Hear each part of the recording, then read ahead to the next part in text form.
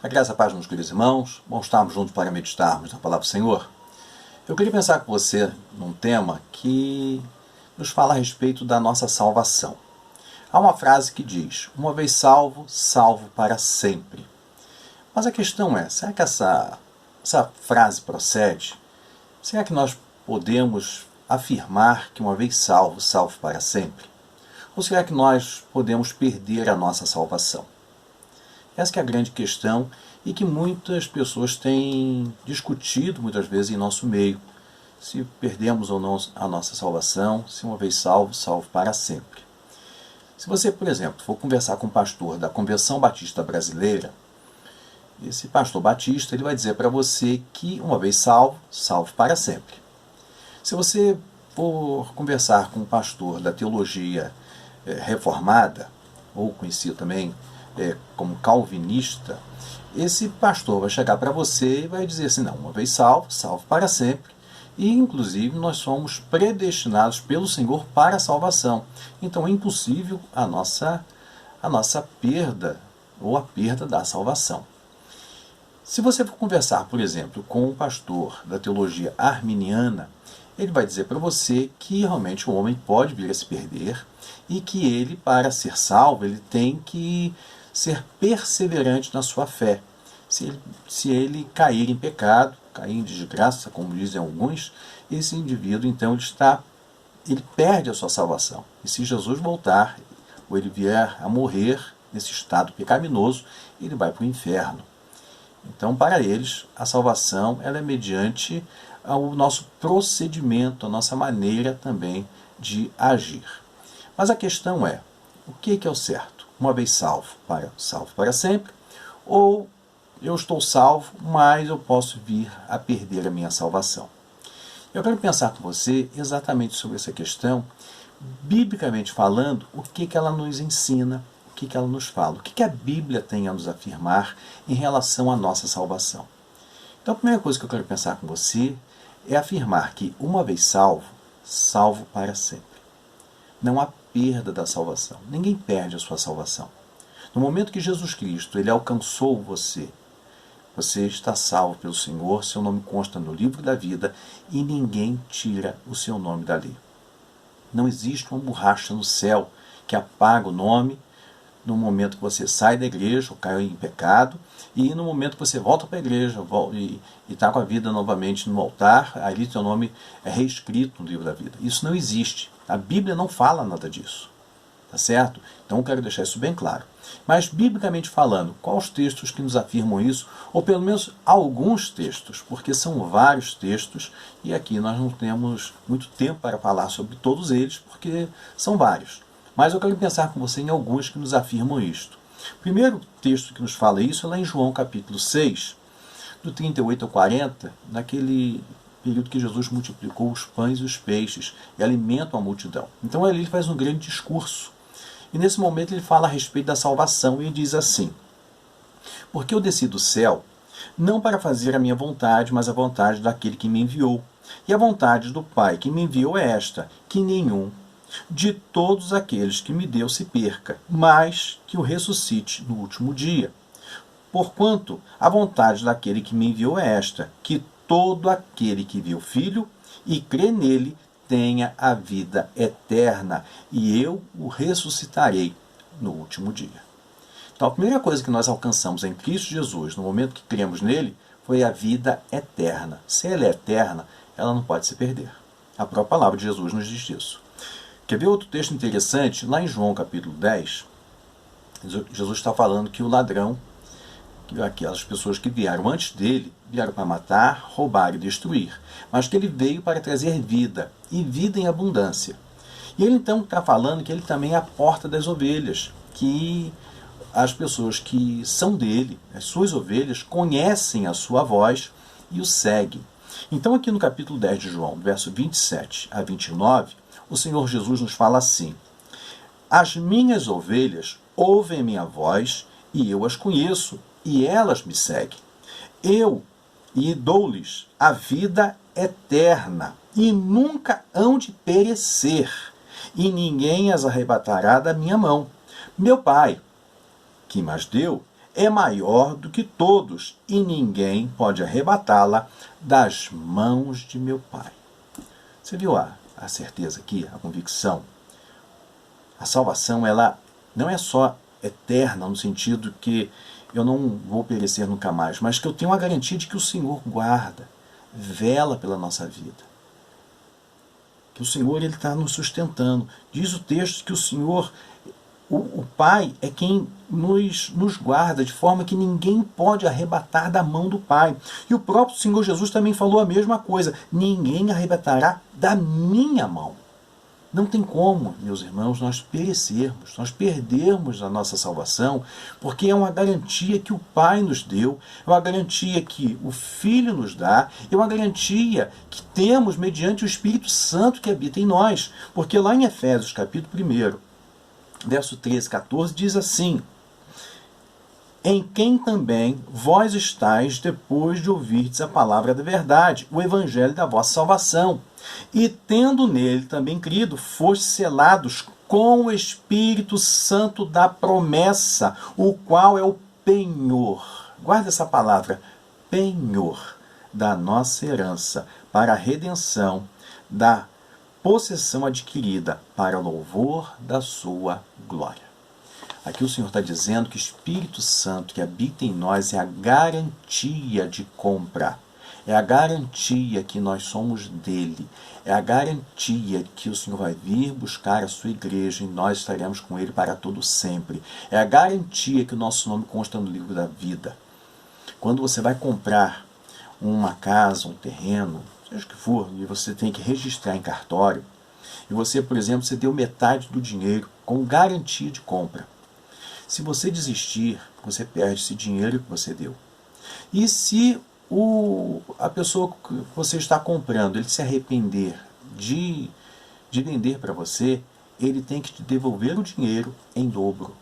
Aqui o Senhor, para mostrar que a garantia de compra, de que ele vai vir buscar a sua igreja, que nós somos salvos mediante a ação de Deus, no momento que Jesus Cristo pagou um alto preço por nós na cruz do Calvário, levando sobre si os nossos pecados, a garantia da nossa salvação está quando o Senhor Jesus Cristo envia o Espírito Santo para habitar em nós, para estar conosco. Então nós temos a certeza da nossa salvação.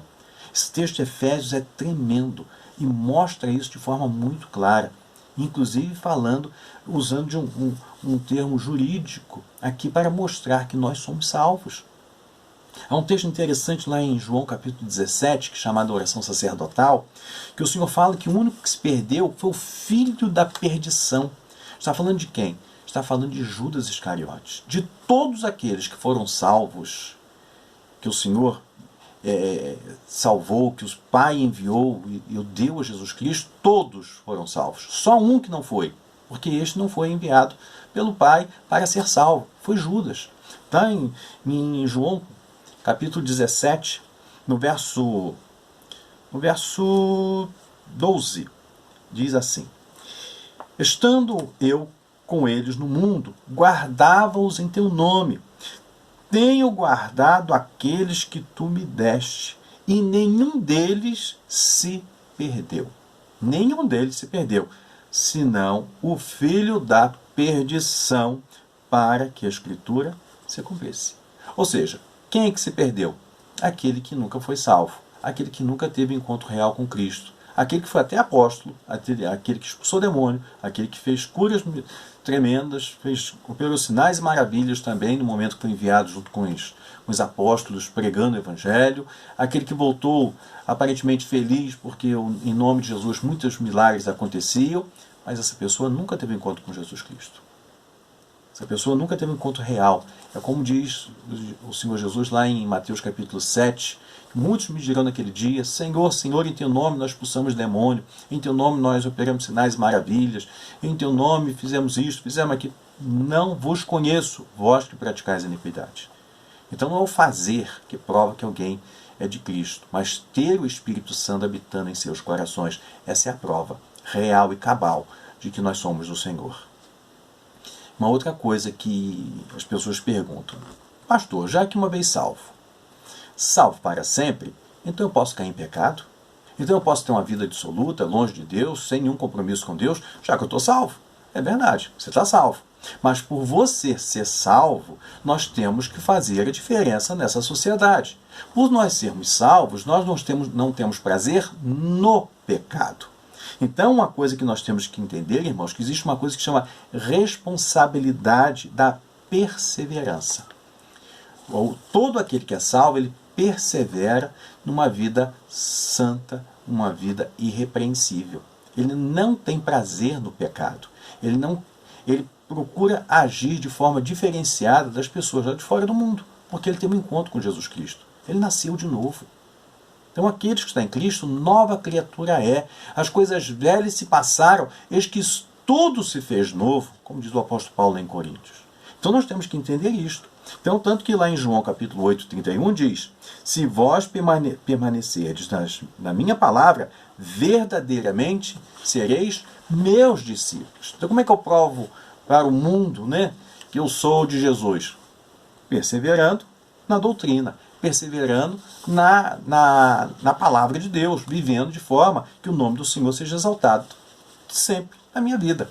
Tanto que lá em 1 João capítulo 15, quando Jesus está fazendo seu último discurso e passando por uma videira, ele chega para os discípulos e diz assim: estais em mim e eu em vós, como a vara de si mesma não pode dar fruto se não estiver na videira, assim também vós, se não estiverdes em mim. Se alguém não estiver em mim, será lançado fora como a vara e secará.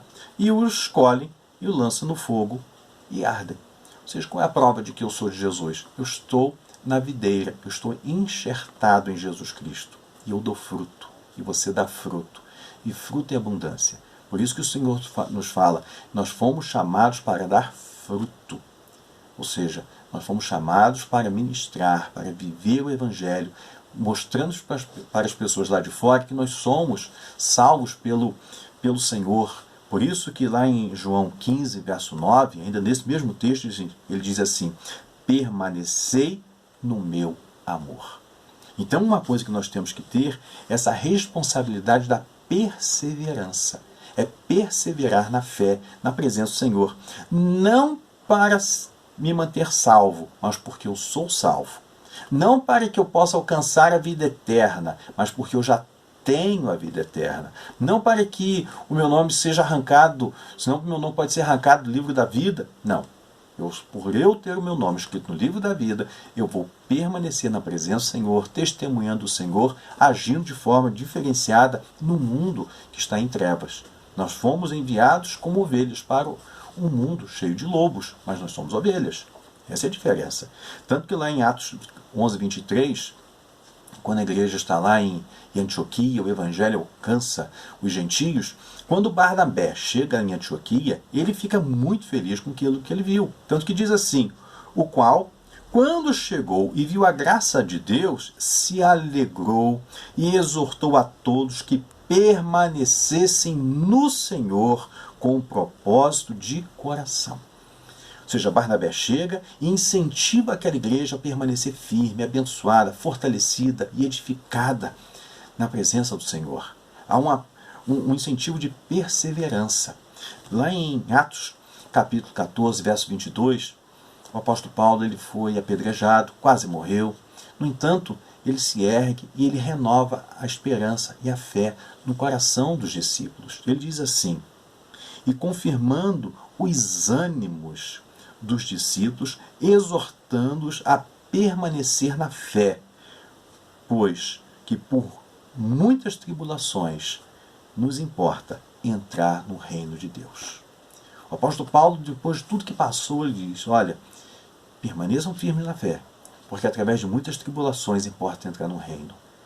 A entrada no reino não é fácil. A entrada do reino com muitas lutas, muitas dificuldades. Mas o Senhor, Ele vai nos ajudar a permanecermos até o fim. Ele vai nos fortalecer na nossa fé para chegarmos até o final. Então é isso que o Senhor está nos ensinando. Então, uma vez salvo, salvo para sempre. Uma vez salvo, salvo para sempre. Isso é um fato. E qual é a prova disto? Perseverança. Vida santa e irrepreensível. Andar na presença do Senhor e fazendo a diferença. Uma outra coisa que eu quero pensar com você em relação a essa nossa salvação que o Senhor adquiriu para nós. Eu posso viver então em pecado? Mais uma vez eu falo, não. E por que eu não posso viver em pecado? Primeiro, nós temos que ter perseverança na fé, porque o Senhor nos ajuda a permanecermos na fé. Segundo, uma vez que a pessoa é salva, ele não tem prazer no pecado. Olha só o que diz na 1 João 3,9. Se alguém, tendo uma coisa, se alguém chega para nós e fala assim, então eu posso viver em pecado? Lógico que não. Por quê? Porque uma vez que eu sou salvo pelo Senhor Jesus Cristo, eu não tenho mais prazer no pecado, eu não tenho mais alegria no pecado. Não quer dizer que eu não peque, quer dizer que eu não tenho prazer no pecado. Eu não vivo na prática do pecado. Olha só o que diz 1 João capítulo 3, verso 9. Olha só o que o apóstolo nos fala. Qualquer que é nascido de Deus não comete pecado. E não cometer pecado não vive na prática do pecado. Porque a sua semente permanece nele. Qual a semente? A semente da salvação, a semente que o Senhor plantou em nosso coração, que é a vida eterna. E não pode pecar, porque é nascido de Deus. Deus peca? Não. Eu sou filho de Deus? Sou. Então eu posso viver na prática do pecado? Lógico que não, porque agora eu sou filho de Deus. Houve uma mudança, eu era filho do diabo. Nós éramos, como diz a Bíblia, filhos do maligno, como Caim era. Nós tínhamos uma vida de trevas, nós estávamos mortos em delitos e pecados. O Senhor nos ressuscitou, o Senhor nos salvou. Então eu não posso viver como vivia antigamente. Mais uma vez eu repito o que Paulo nos fala. Paulo diz, aquele que é nascido de Deus, ele não pode pecar, como diz João, mas ele diz, as coisas velhas se passaram, eis que tudo se fez novo. Então aquele que está em Cristo é nova criatura. Esse não pode viver na prática do pecado, porque ele é nascido de Deus. Ele tem uma vida transformada pelo poder do Evangelho. É isso que a Bíblia nos ensina.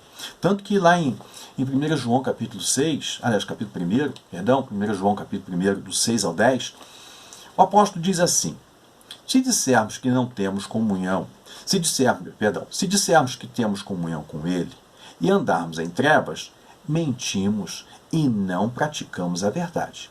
Então, se eu digo que eu sou crente em Jesus Cristo, se eu digo que eu agora sou um salvo pelo Senhor, mas eu vivo na prática do pecado, eu não estou firme na verdade. Então eu estou mentindo, eu estou em trevas, eu não estou na luz.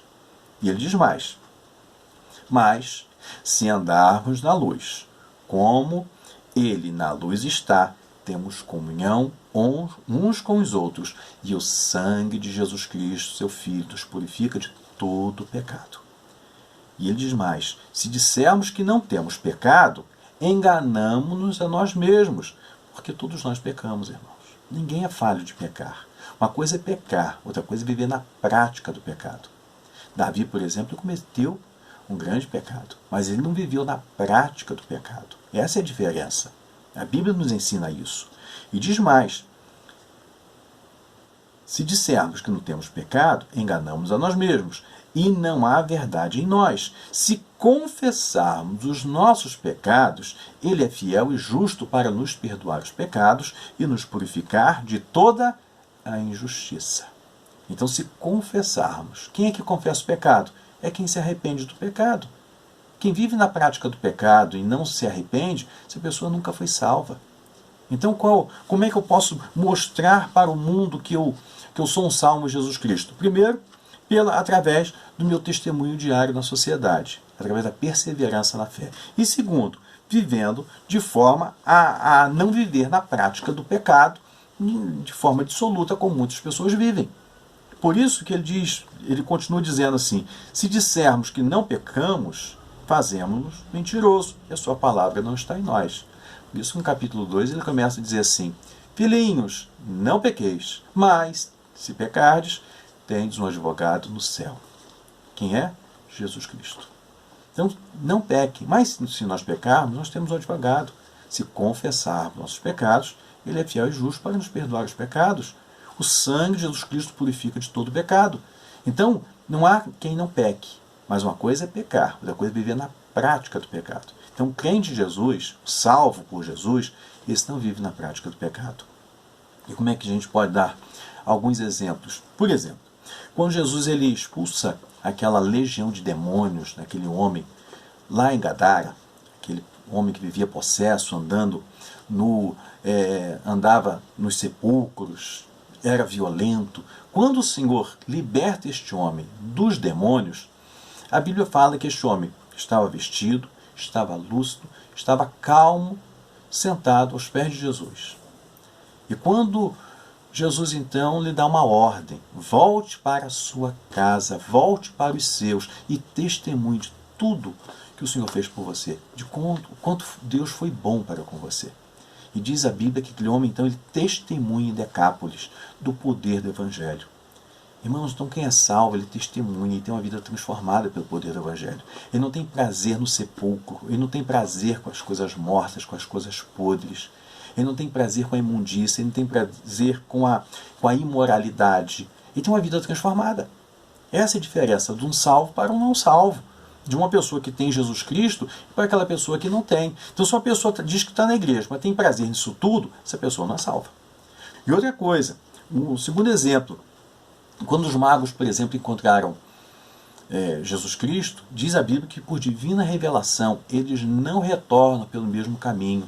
Ou seja, eles não voltam onde estava Herodes. Eles não voltam para o castelo de Herodes, lá para a casa de Herodes. Eles vão para um outro caminho. Quem tem um encontro real com Jesus Cristo anda por um caminho também diferente. Há um texto nessas escrituras que é muito interessante, que lá em 2 Pedro, capítulo 2, diz assim: diz que o cão voltou ao próprio vômito e a porca lavada ao espojadouro de lama. Ou seja, essa pessoa nunca nasceu de novo. Ele pode ter tido até um vislumbre com as coisas de Deus, mas não um encontro real, não a salvação real. Por isso que nós temos que tomar muito cuidado para nós não nos precipitarmos com aquelas pessoas que estão na igreja e aparentemente são salvas. Mas isso compete a Deus, não compete a você nem a mim julgar no sentido de quem é salvo, quem não é salvo, quem vai para o céu, quem não vai para o céu. Nós temos que ter essa convicção porque o Espírito Santo testifica com o nosso espírito que nós somos filhos de Deus. Então nós podemos ter essa certeza? Sim. O crente perde salvação? Não. Nós vamos para o céu, temos o nosso nome escrito no livro da vida? Isso é um fato. No momento que o Senhor me salvou, eu tenho a vida eterna. Eu não tenho mais prazer no pecado e não vivo na prática do pecado.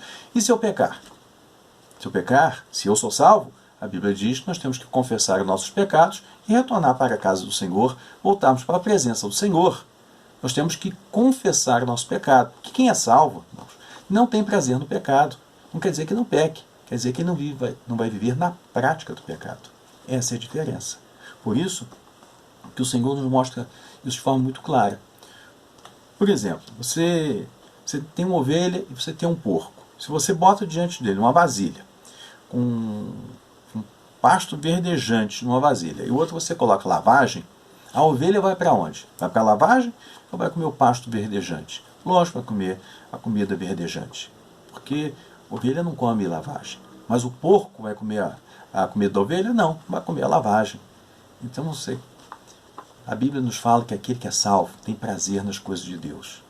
Se alimenta das coisas de Deus. Se alimenta da palavra de Deus.